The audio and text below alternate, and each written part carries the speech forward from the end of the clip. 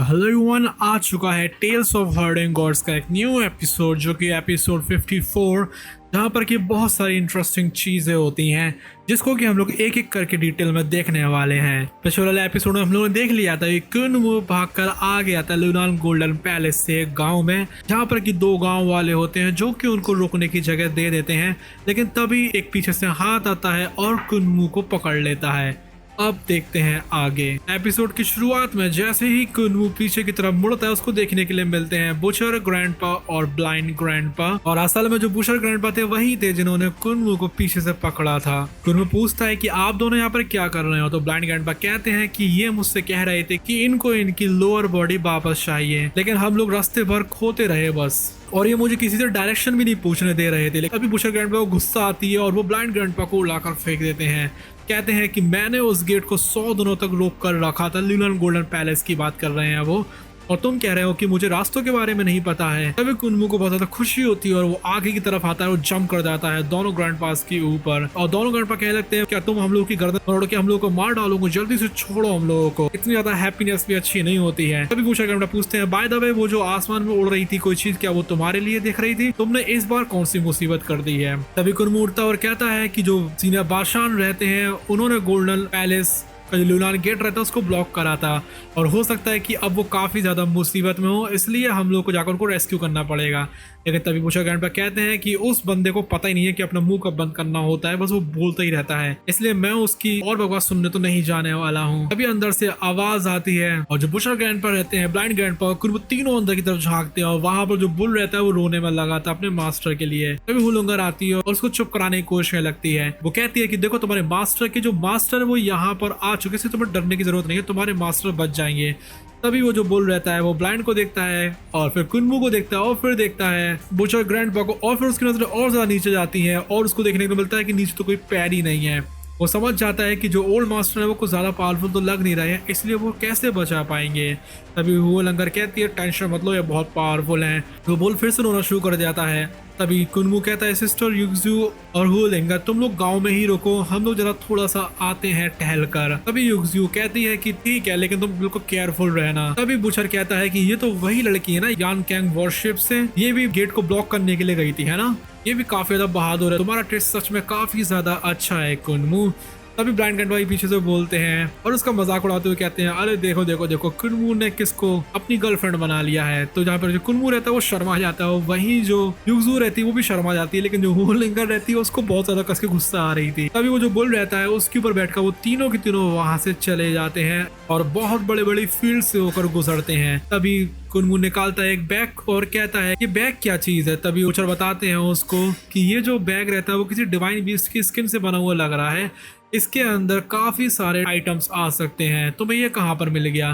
कुन-वू कहता है कि मुझे गोल्डन पैलेस ऑफ ल्यूलान में मिला था, मुझे काफी सारी अच्छी चीजें मिली थी वहां पर। क्या जो बुशर ग्रैंड पा देख रहे हैं वो कहीं यही पैर तो नहीं है?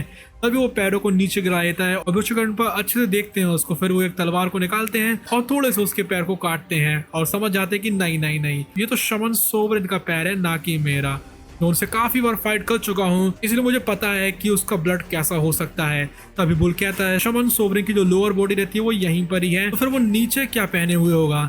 तभी कुन-वू कहता है जो शमन सोवरेन रहता है उसको ग्रैंडपा बुशर की फिजिकल स्ट्रेंथ बहुत ज्यादा अच्छी लगती होगी, इसलिए हो सकता है कि उसने अपनी खुद की बॉडी को काटा हो और जो बुशर ग्रैंडपा रहते हैं उनकी बॉडी को अपने आप से अटैच कर लिया हो। तभी बुशर ग्रैंडपा कहते हैं कि वो जो ओल्ड बंदा है वो सच में मुझे इतना ज्यादा एडमायर करता है क्या? फिर हो सकता है कि उसके जो बेटे हैं या फिर ऐसा कह लो कि जो मेरे बेटे हैं वो भी दुनिया में आ चुके हो। तभी ग्रैंडपा ब्लाइंड उड़ाते हुए कहते हैं कि अगर उसने सच में कुछ बच्चों को पैदा कर दिया तो फिर तुम उनकी जिम्मेदारी लोगे या नहीं लोगे? ये सुनकर बुशर ग्रैंडपा थोड़ा सोच पड़ जाते हैं कि वो करेंगे तो करेंगे क्या। ब्लाइंड कहते हैं कि मैं सोच कि क्या उसको फिर से रीअटैच किया जा सकता है, और वैसे भी तुम अपनी बर्ड को लिए बिना तो वापस नहीं जाने वाले हो। नहीं बुशर ग्रैंड पा को उससे गुस्सा आ जाती है और वो कहते हैं कि मेरे पास है कोई टेक्निक जिससे कि मैं एक बॉडी को मैनिफेस्ट कर सकता हूँ, इसलिए तो मेरी टेंशन लेने की जरूरत नहीं है। तभी कुन-वू कहता है टेंशन मत लीजिए बुशर ग्रैंड पा, जिस टाइम पे हम लोग शमन सोवरेन को ढूंढेंगे हम लोग उसकी लोअर बॉडी को कट करेंगे और फिर मैं बुशर ग्रैंड पा को हेल्प करूंगा उस बॉडी को रीअटैच करने में।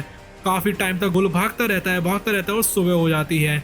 तभी ब्लाइंड कहते हैं कि देखो उस तरफ काफी सारे लोगों की वहां पर फाइट हो रही है।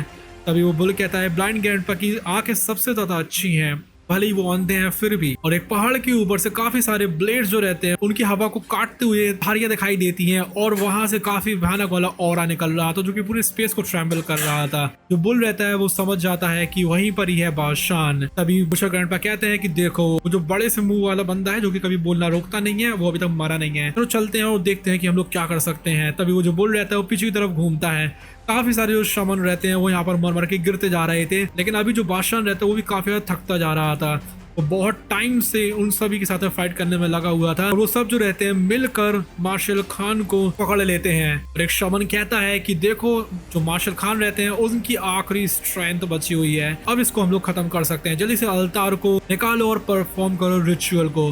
तभी वहां पर एक बड़ा सा शमन आ जाता है जो कि कुछ रिचुअल करना शुरू कर देता है और ऐसा लग रहा था जैसे कि मान के लो बादशाह जो रहता है वो खत्म होने वाला हो, लेकिन तभी दूराई से ऐसा लग रहा है जैसे मान के लो कोई वॉल्केनो इरप्ट हो गया हो और पूरे आसमान को फाड़ते हुए एक तलवार की धार जैसी सीध में हवा को काटते हुए ब्लेड आ जाता है जो कि अपने आप को मैनिफेस्ट करे हुए था एक हवा के फॉर्म में, और वो आकर एक झटके में ही उस शमन को मार डालता है। उसके अलावा जो भी पावरफुल शमन रहते हैं उनको भी खत्म कर देता है और जिस टाइम पे वो आसमान में जाकर घलता है जितना भी जो ऑरेंज आसमान रहता है वो दो हिस्सों में फट जाता है और जो सूरज रहता है वो फिर से निकले आता है। तभी शमन कहता है कि जो हेवनली खान है वो अभी भी जिंदा है। बुशर रहता है वो कहता है कि देखो हम लोग सबसे ज्यादा स्ट्रॉन्गेस्ट शमन को तो वैसे भी मार दिया है, अब इसलिए तुम्हारे जो मास्टर रहते हैं वो आराम से उनसे बाहर निकल जाएंगे। लेकिन बुल फिर भी कहता है कि हम लोग को ऐसे छोड़कर तो नहीं जाना चाहिए। वही जो बादशाह रहता है वो खुश हो जाता है और कहता है कि मास्टर आप आए हुए हो। तभी बुशर कहता है कि जल्दी से चलते हैं गोल्डन पैलेस की तरफ लूलान के।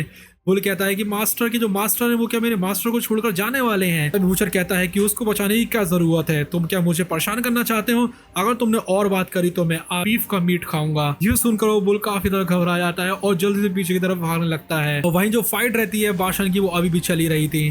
तभी यहाँ पर एक बंदे को दिखाया जाता है कि बहुत ज्यादा पावरफुल शमन होता है, लेकिन फिर भी वो एक और शमन के सामने आ जाता है जो कि उससे भी ज्यादा पावरफुल था।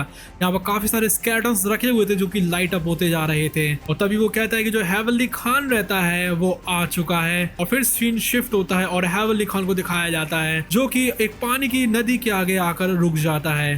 तभी वो कहता है कि इतने सालों के बाद भी जो बादशाह रहते हैं उसके 1000 गेट रहते हैं अभी तक इम्प्रूव नहीं हुए हैं और वो एक नदी को भी इधर से नहीं हटा सकता है। तभी मार्शल खान हवा में उड़ना शुरू करते हैं और वो गहरी सांस लेते हैं और पूरी जो नदी रहती है वो पूरी उनके मुंह के अंदर आ जाती है। और वहीं फिर दूसरी तरफ सीन शिफ्ट होता है जहाँ पर वो बंदा कहता है जो हेवनली ब्लेड रहता है जब तक मैं यहाँ पर हूँ तुम्हें तो हार्म नहीं करने वाला है, लेकिन मैं फिर से रीइंकार्नेशन करने वाला हूँ। ये वाली जो मेरी बॉडी रहती है वो मरने वाली है, इसलिए मैं अपनी जिंदगी को इतनी आसानी से तो रिस्क नहीं करने वाला हूँ। इसलिए अच्छा यही रहेगा कि तुम जल्दी से उसकी लोअर बॉडी को उसको लौटा दो, नहीं तो तुम्हारा हाल अच्छा नहीं होगा। इसलिए वो सोवरेन कहता है ओके जैसा आप कहें। वो डिसाइपल्स जाओ काओ को बुलाता है अंदर आने के लिए। अब जैसे वो डिसाइपल अंदर आता है और नीचे की तरफ झुकता है तभी वो जो सोवरेन रहता है वो उसके सिर के ऊपर हाथ रखता है और उसके सिर को वहीं के वहीं छाड़ छाड़ कर देता है और उसकी लोअर बॉडी रहती है उसको काटता है और अपनी लोअर बॉडी को हटाता है और उसकी लोअर बॉडी को अपनी अपर बॉडी में ज्वाइन कर लेता है। इससे जो मार्शल खान रहता है उसकी जो लोअर बॉडी रहती है हेवनली मार्शल खान रहते हैं उसकी बॉडी को वापस ले जा पाएगा। वो अपने मास्टर से कहता है डिसाइपल आपसे ज्यादा चाहता है। तभी वो जो सोवरेन रहता है जो कि मरा हुआ था उसकी एनर्जी पूरी एब्जॉर्ब कर लेता है वही ग्रैंड सोवरेन। तभी जो ग्रैंडपा रहते हैं उनके मुंह के अंदर जो पूरी नदी उन्होंने भर ली थी उसको बाहर निकालते हैं और वो जो नदी का पानी रहता है वो बिल्कुल कीलो के रूप में आ जाता है और पूरा जो किंगडम रहता है उसके ऊपर जाकर घलने लगता है, जिससे कि यहाँ पर जो आसमान रहता है फिर से दो टुकड़ों में फट जाता है और सूरज निकले आता है। एंड इसके आए कि और वीडियो देखनी है तो उसके लिए कर लीजिए सब्सक्राइब। अभी के लिए बाय बाय।